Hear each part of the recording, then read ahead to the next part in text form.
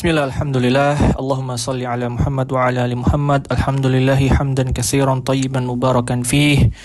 Allahumma alimna ma yanfa'una wanfa'na bima 'allamtana wa zidna ilma. Thayyib. Ya, kita kembali lagi di pertemuan selanjutnya ini, dan di tema kali ini kita akan membahas seputar penyakit orang yang baru kenal dakwah salaf, ya, atau sunnah atau yang semisal. Ini memang wajar. Bahkan saya sendiri dulu ketika pertama kali kenal sunnah, belum tahu apa-apa, belum menguasai bahasa Arab dan yang lain sebagainya, memang semangat, Masya Allah. Saya kurang lebih awal-awal itu langsung semangat. Wah, pokoknya ini yang paling benar, Masya Allah. Itu Masya Allah, bagus, semangat yang sangat luar biasa. Ingin lebih memperbaiki diri, dekat dengan Allah, menjauhi larangan-larangannya, amar ma'ruf nahi mungkar. Itu Masya Allah, itu hal yang luar biasa, karena Allah Subhanahu wa taala berfirman, wal takum minkum ummatun yad'una ilal khair wa ya'muruna bil ma'ruf wa yanhauna 'anil munkar, wa ulaika minas salihin. Allah Subhanahu wa taala pernah berfirman yang artinya jadilah kalian umat yang baik. Yad'una ilal khair, berdakwah dengan kebaikan, yaitu tentang kebaikan, yaitu dakwah sunnah, Al-Quran dan sunnah, perintah dan larangan. Mereka melarang yang tidak boleh dan memerintahkan untuk melaksanakan yang wajib. Wa ulaika humul muflihun, atau di ayat yang lain Allah berfirman wa ulaika minas sholihin. Mereka itu orang-orang yang beruntung dan mereka adalah orang-orang yang termasuk dari orang-orang yang saleh. Masya Allah, maka itu hal yang sangat luar biasa, Masya Allah. Hanya saja ketika hal itu disalahpahami, kemudian berlebihan lagi-lagi, karena setan bisa bermain-main juga di situ, sehingga kadang ditemukan beberapa orang itu terutama yang baru kenal sunnah, belum tahu bahasa Arab, belum tahu apa-apa, baru ngaji, tahu haram ini itu, baru tahu itu tok, riba haram, terus sudah habis itu semuanya serba salah. Kalau ketemu orang, wah kamu neraka, kamu nggak boleh itu, wah kamu dosa, langsung ngejudge, langsung ngejudge orang tanpa memikirkan dengan pandangan mereka. Masya Allah, maksudnya bisa jadi mereka itu belum tahu. Terlebih lagi biasanya orang-orang yang baru kenal salaf, memang salaf itu jalan yang benar, karena harus kita itu menjalankan agama dengan pemahaman para salafus soleh, sesuai yang diajarkan Nabi. Kita mengamalkan Al-Quran dan Sunnah, tapi harus memang dengan pemahaman salafus soleh.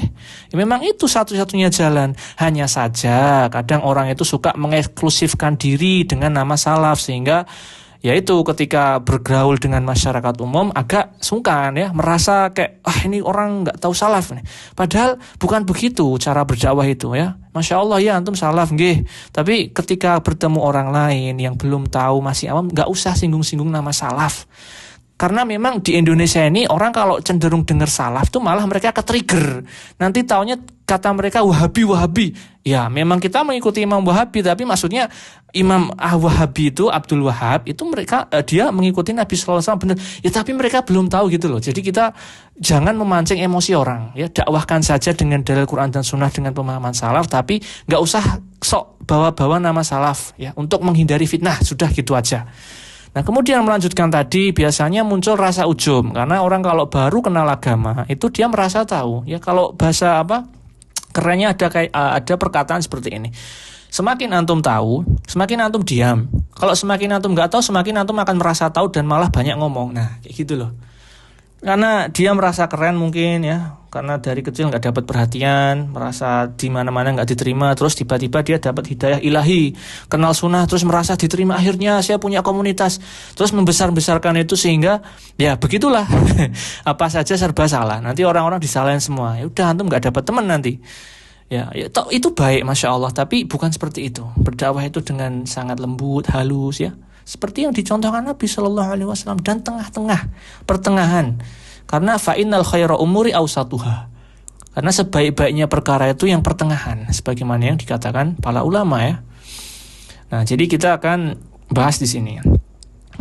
Biasanya orang ketika udah kenal sunnah, bertobat dari yang haram, tahu yang haram, mereka bisa itu setan masuk di situ, kemudian mereka merasa paling suci, Padahal Allah Subhanahu Wa Taala melarang hal tersebut.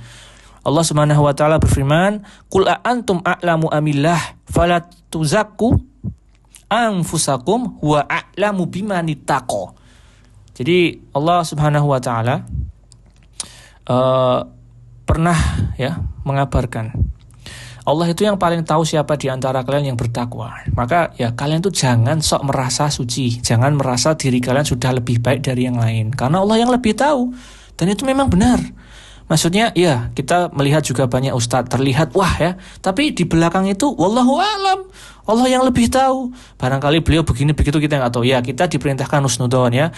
Allah berfirman ya ayyuhalladzina amanu ijtanibu katsiran minadh-dhon inna ba'dadh-dhonni itsmun wala tajassasu. Ya orang-orang yang beriman jauhilah berprasangka buruk kepada orang lain, karena sebagian prasangka itu salah dan berdosa ya.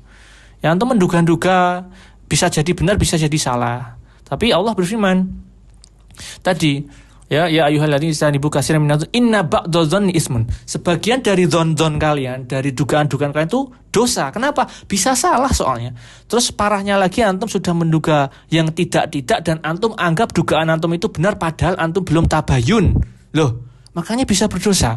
Dan Allah lanjutkan wala tajassasu, jangan mencari-cari kesalahan orang lain ya. Ya, kemudian juga Allah Subhanahu wa taala juga melarang kita dari sombong.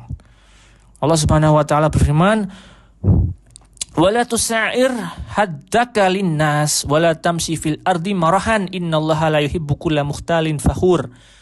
Allah Subhanahu wa taala berfirman, dan kamu jangan merasa lebih dari orang lain, jangan sombong.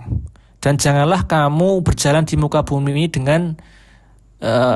dengan perasaan ini loh, sok merasa lebih, merasa paling hebat, paling kuat, paling tahu, Masya Allah. Karena Allah tidak menyukai orang-orang seperti itu, orang-orang yang mukhtalin fakhur, yang sombong, yang melampaui batas.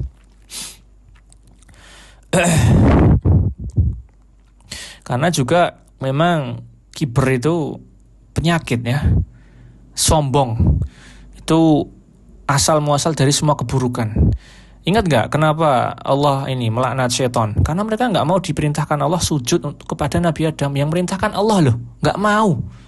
Ya, itu syaitan gak mau. Aba wastakbar wa kana minal kafirin. Mereka tidak mau sujud, ya, maka mereka termasuk orang yang sombong dan masuk ke kategori kafir. Naudzubillah. Ya, kemudian kalau dari hadis ya tidak boleh kita merasa lebih, ya, merasa sombong begini dan begitu. Ya, baik yang berilmu atau yang belum, apalagi yang belum ya. Ini ada lumayan banyak, saya sebutkan yang sekiranya masuk saja. Maka Rasulullah SAW pernah bersabda, ini hadis riwayat Muslim ya. Bihasbi imri minasyarr an yuhaqqir akhahul muslimah. Jadi sudah cukup perkaranya bagi seorang muslim itu dia jelek ketika dia merendahkan muslim yang lain. Merendahkan muslim yang lain itu bisa masuk ke antum menduga-duga tadi. Antum ketemu orang ya, pakaiannya enggak gamis, terus ya sarungan pecinan, tapi sarungnya masih qadarullah isbal. Karena memang dia belum tahu toh. Terus antum kok tega-teganya langsung ngejudge dia kayak, wah ini neraka ini, karena Nabi pernah bersabda, ma asfala minal ka'bain minan nar. Siapa saja yang memakai pakaian di bawah mata kaki masuk neraka. Terus antum langsung ngejudge dia masuk neraka. Loh ini salah. Antum juga harus tahu bahwasanya orang yang belum tahu itu tidak sama hukumnya dengan orang yang tahu. Orang yang tidak tahu itu tidak berdosa karena dia nggak tahu. Allah tidak zalim. Antum malah yang berdosa. Udah tahu, udah belajar sunnah, salaf, kok malah sukanya ngejudge orang lain. Padahal antum belum tabayun. Coba antum tabayun dulu, tanya, Assalamualaikum, Masya Allah mas, pakaiannya bagus banget. Yang baik, yang sopan, dipuji dulu. Ya antum juga Masya Allah mukanya, wah menarik sekali. Tapi anak laki-laki, ya maaf, anak gak tertarik. Ini anak maksudnya pengen baik aja mas. Terus antum tanya, mas ini gak mas, antum Masya Allah kelihatan alim ya, tapi Masya Allah ini Afwan sarungnya kepanjangan mas ya. Kalau bisa nggak usah singgung dulu, pakai kata-kata yang enak gitu loh. Itu nggak ganggu mas, kan nanti takutnya nyandung toh, kesandung ya gitu kan. Oh iya mas bener. Nah udah kalau gitu dia udah sadar, nggak usah pakai dalil dulu, udah tinggal yang penting dia udah nggak isbal dulu. Gitu caranya, sopan santun, rendah hati. Jangan langsung tiba-tiba, mas antum pernah dengar nggak hadis Nabi pernah bersabda mas fala minal ka'bain minan nar, antum masuk neraka nanti. Boleh ya antum kayak gini caranya ngajak gelut orang. Nggak boleh seperti itu ya, dengan cara yang ma'ruf. Ya, tadi Allah berfirman apa? Kuntum khaira ummatin yad'una ilal khair. Berdakwah kebaikan itu ya harus dengan baik toh. Ya mungkin antum setelah nanti ketemu 2 kali 3 kali baru antum terangin, Mas maaf, tapi juga bilangnya hati-hati. Mungkin masnya pernah dengar ya hadis ini. Nah gimana tuh menurut mas? Nah gitu dulu. Jangan sok langsung menghakimi. Sok-sok antum itu sok ustad gitu loh. Nek malah ustad gue nek ketemu orang kayak gitu gak koyak antum kok. Antum malah sok-sokan ya. Gak boleh. Pelan-pelan gitu loh. Sehingga gak terjadi perpecahan umat hanya karena masalah sepele. Subhanallah. Nah,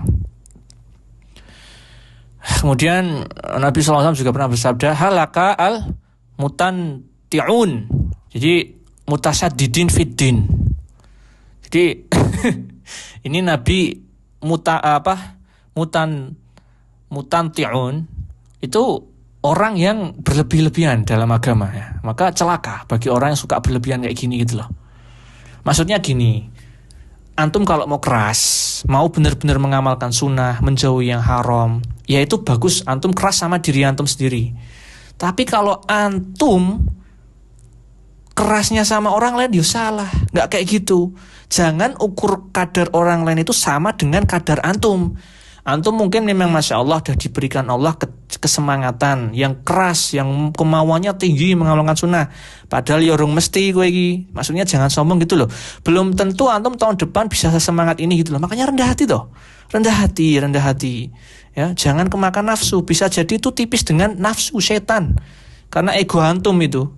Mungkin antum merasa nggak pernah diperhatiin orang, merasa nggak pernah diterima di mana-mana, sehingga antum merasa paling jago di sini, terus pendekar. Padahal bukan pendekar, tapi penelat. Bukan penelat, tapi penyala. Ya. Kemudian la yadkhul jannah man kana fi qalbihi misqala dzarratin min kibrin. Ini juga ada hadisnya ya, Nabi sallallahu alaihi wasallam bersabda, la yadkhulul jannah man kana fi qablihi aw fil qalbi qabli itu sebelum ya. La yadkhulul jannata man kana fi qalbihi misqala aw misqalu dzarratin min kibrin. Tidak akan masuk surga orang yang di dalam hatinya itu ada kesombongan sedikit pun, sekecil. Nih, ngeri Pak. Manusia kita itu Masya Allah, coba subhanallah, kita introspeksi diri, pernah gak kita sombong? Pasti pernah Pak. Apa aja pasti pernah. Antum semisal Masya Allah sandal swalone baru, terus antum jalan-jalan ke masjid, pasti ada mungkin rasa sombong ya. Sandalku swalo baru. Padahal di mata orang lain, alah sandalnya swalo sok-sokan. Atau yang lain sebagainya. Baru beli motor baru apa, Aerox atau Nmax, pamer. Wah, motor Nmax, Masya Allah. Padahal yang mengikut-ikutan gitu loh, motornya ya belum motor moge gitu kan. Maksudnya itu loh, pasti ada kesombongan loh. Tapi hendaknya kita ingat, itu semua pemberian Allah. Dan orang lain yang belum diberikan memang belum rezekinya. Kita bersyukur, jangan merendahkan orang lain. Begitu juga dalam agama juga ya. Ya, ini juga masuk ke masalah hukum-hukum yang sifatnya furu'. Ya kalau antum maksudnya keras dalam masalah akidah, tauhid, itu memang benar, dibenarkan. Tapi juga jangan cari masalah gitu loh. Bedakan antara antum tuh niatnya, ya ini niat. Rasulullah SAW pernah bersabda, innamal a'malu biniat. Niat antum apa? Niat antum berdakwah itu apa? Mau cari tenar, mau nyalah-nyalain orang, atau sekedar ego antum? Karena kalau antum niatnya ikhlas, insya Allah antum gak akan kayak gitu. Antum pasti akan pelan-pelan, sabar, cari waktu yang tepat. Enggak sembarangan gitu loh. Nah itu masalah, bahkan masalah yang pokok ya, kayak tauhid yang paling penting dari yang terpenting. Nah kemudian sekarang ini fenomenanya Pak Bu, banyak orang-orang itu yang cuman masalah furuk, masalah khilaf. Maksudnya enggak ada dalil qat'i yang benar-benar langsung ngarah ke situ. Dan itu tuh mahalul khilaf, tempat khilaf antara ulama menafsirkan ayat dan dalil hadis, entah ini hukumnya boleh apa enggak boleh. Itu masalah kecil Pak Bu. Tapi ada orang yang membesar-besarkan masalah itu. Ana tuh pernah dulu waktu kuliah ya, Ana nggak pengen sebut mana, tapi intinya ada orang yang segolongan kaum, mereka itu ya dilalah tidak membolehkan nonton video di YouTube dengan alasan al-musawwirun minan nar. Maksudnya dengan hadis yang menghubungkan antara nggak boleh kan melukis makhluk hidup ya. Tapi itu ada beda pendapat ulama. Ketika kita menikmati menonton video atau yang lain, ini juga nanti kaitannya dengan hukum bagaimana fotografi, apakah fotografi itu melukis apa enggak. Ada banyak pendapat di situ, khilaf bainal ulama. Tapi ini masalah yang khilaf gitu loh. Maksudnya nggak ada yang tahu mana yang benar, karena pada akhirnya Allah yang tahu dan tidak ada ayat yang jelas menjelaskan itu, sehingga hanya bisa diteliti telaah mana yang lebih dekat, begitu fikih itu ya. Nah, Imam Rusdi rahimahullah pernah berkata, al-fiqhu an yandura ayyuhum ma'ak wa syabhan falyulhiq bih. Fikih itu ya bagi ulama, bagi orang yang berilmu, hanya kita bisa meneliti mana yang sekiranya lebih dekat kemudian kita amalkan, tapi nggak boleh memaksa orang lain harus sesuai dengan pendapat kita itu. Nah, masalahnya itu ada yang meyakini nggak boleh nonton video, nggak boleh bikin kajian pakai video di YouTube. Tapi terus orang-orang yang membolehkan terus nggak ditemenin, diboikot. Nah, ini salah ini. KRPP ini malah namanya tafarruq fiddin, berpecah-pecah, pisah-pisah dalam agama. Ya, jadi subhanallah, salah alamat. Masalah fikih, masalah furu itu jangan dibesar-besarkan, karena fikih itu luas subhanallah. Masalah sholat witir aja ada khilaf, witir itu wajib apa enggak ya, meskipun yang lebih kuat enggak, karena yang dituliskan di Al-Quran dan Sunnah yang wajib ya cuma 5. Tapi ada khilaf, tapi saling menghargai pendapat gitu loh, sebagaimana dicontohkan para ulama juga ya. Para imam besar, imam 4, ada 2 pernah berselisih pendapat, tapi tidak menjadikan mereka saling bermusuhan, saling menghargai gitu loh. Nah, ini sekarang Ana mau bacakan perkataan salaf ya, qaulus salafus soleh. Salaf tuh, saya mau sebut-sebut salaf. Ya, Masya Allah. Antum tuh sekarang gini, Ana mau tanya, antum tahu artinya salaf itu apa? Wong antum aja ditanya salaf aja nggak tahu artinya apa kok. Sombong banget gitu loh. Salaf dari kata salafa yuslifu, aslafa yuslifu, yang terdahulu. Ya, kita hanya mengembalikan ke orang-orang yang terdahulu, yaitu para sahabat, karena mereka yang paling paham apa tafsirnya Al-Quran dan Sunnah yang diajarkan Nabi SAW. Kemudian berikutnya tabi'in, kemudian tabi'ut tabi'in, pengikutnya tabi'in, kemudian setelahnya dan setelahnya. Begitu. Ya, Imam Malik rahimahullah pernah berkata, man talabal ilma liyubahi bihal ulama aw liyumari bihi as-sufaha aw liyusarrifu wujuhan nas ilaih falyatabawwa maq'idahu minan nar. Barang siapa yang mencari ilmu untuk mendebat ulama, atau untuk merendahkan atau menjelek-jelekkan orang-orang yang belum tahu, atau agar manusia itu kagum dengannya, maka siap-siap dia akan masuk neraka. Ya benar, karena memang sesuai dengan ayat Al-Quran dan Sunnah juga. Orang yang niatnya jelek gak diterima oleh Allah. Syarat diterimanya ibadah, dakwah itu ibadah loh Pak. Dan syarat diterimanya ibadah itu apa? Ikhlas tuh. Kalau antum belajar tauhid, ada syarat diterimanya ibadah. Yang pertama tauhid, ikhlas, dan mengikuti perintah Nabi SAW. Karena Nabi SAW pernah bersabda, man ahdatsa fi amrina hadza ma laysa minhu fahuwa finnar. Fahuwa raddun afan. Barang siapa yang mengamalkan suatu amalan, barang siapa yang mengada-adakan perkara yang tidak ada contohnya dari Nabi, dari Allah dan Rasulnya, maka ditolak, enggak diterima. Dalam riwayat lain, man amila amalan laisa alaihi amruna fahuwa raddun. Barang siapa yang mengamalkan amalan yang tidak ada contohnya, dalilnya, tertolak. Nah, seperti itu. Jadi berdakwah itu harus ikhlas dengan ilmu.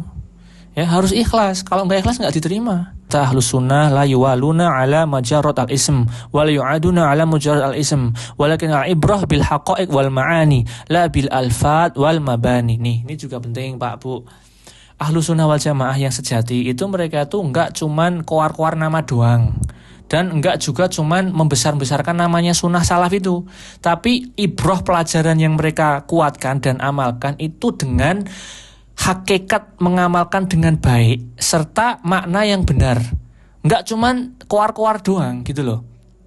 Jadi dibuktikan dengan akhlak adab yang baik, dengan antum serawung dengan masyarakat, mau sama mereka, bergaul sama mereka.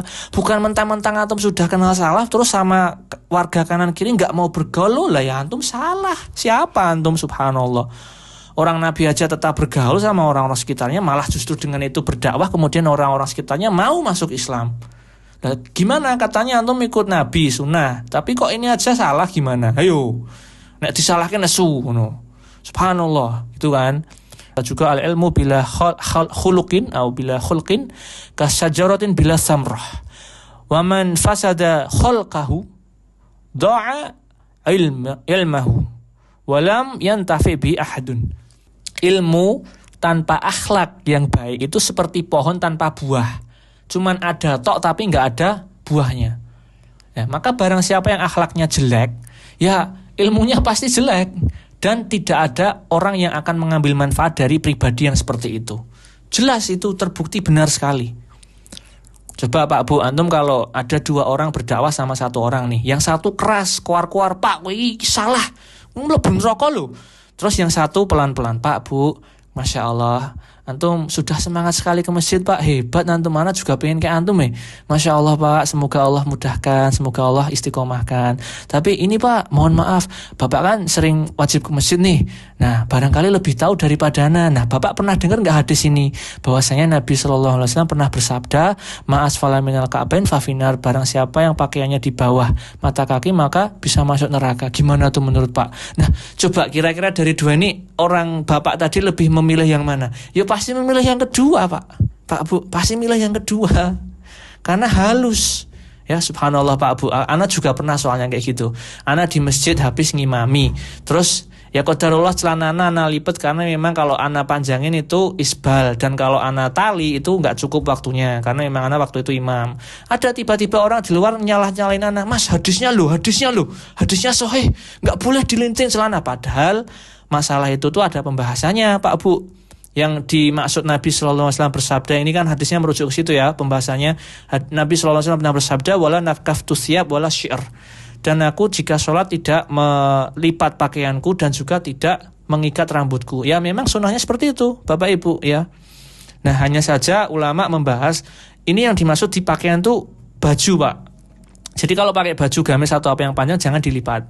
Itu meskipun begitu, itu tuh juga nggak sampai sholatnya nggak sah Pak. Maksudnya sekalipun dilakukan pun makruh, tidak mempengaruhi kesahan sholatnya. Ya, begitu juga rambut nggak boleh diikat. Tapi kalau misal ada orang yang mengikatnya, itu juga nggak apa-apa, tidak membatalkan sholatnya. Ini loh bukti orang yang lebih tahu sama yang nggak tahu. Ya karena anak di situ nggak pengen cari masalah toh, maksudnya buat apa juga di debat. Ya udah anak, oh terima kasih, pergi gitu. Tapi itu adabnya jelek Pak Bu, dan itu namanya mempermalukan orang di depan umum, dan itu dapat dosa lagi karena nggak boleh seperti itu. Nah ini juga buat pelajaran kita, nggak boleh ya Pak Bu kita itu kalau berdakwah mempermalukan orang di depan orang lain, nyalain orang di depan orang lain. Coba antum kalau digituin mau nggak? Nggak mau kan? Makanya perlakukan orang lain sebagaimana kita memperlakukan diri sendiri. Ya. Faman i'tada 'alaikum fa'tadu bimisli ma i'tada 'alaikum. Harusnya dibalas. Barang siapa berbuat buruk kepada kalian, balaslah dengan yang setimpal. Tuh perintah Allah. Tapi Anda nggak balas, Anda pergi udah. Ya, karena al-muslim 'alal muslim haramun damuhu wa maluhu wa 'irduhu. Muslim dengan muslim lainnya itu haram apanya? Darahnya haram untuk dibunuh maksudnya. Hartanya haram untuk disalahi atau dimaling, nggak boleh. Terus kehormatannya haram, nggak boleh disalahi kehormatan itu. Harga dirinya, kehormatannya nggak boleh kita usak-usik. Nanti kita akan bayar di hari akhir kalau nggak dimaafkan. Ya, barakallahu fikum. Ini sudah isya, kita lanjut sholat isya dulu. Kalau nggak ada pertanyaan, insya Allah bisa dikirimkan. Kalau enggak, ya kita tutup dulu. Semoga kita semua menjadi hamba yang tulus, ikhlas dalam mengamalkan sunnah dan berdakwah. Bukan hanya karena cari tenar, cari nama, begini dan begitu. Ya, maka kita berdoa, ya muqallibal qulub, sabit qulubana ala dinik, amin. Subhanakallahumma wa bihamdika asyhadu an la ilaha illa anta astaghfiruka wa atubu ilaik.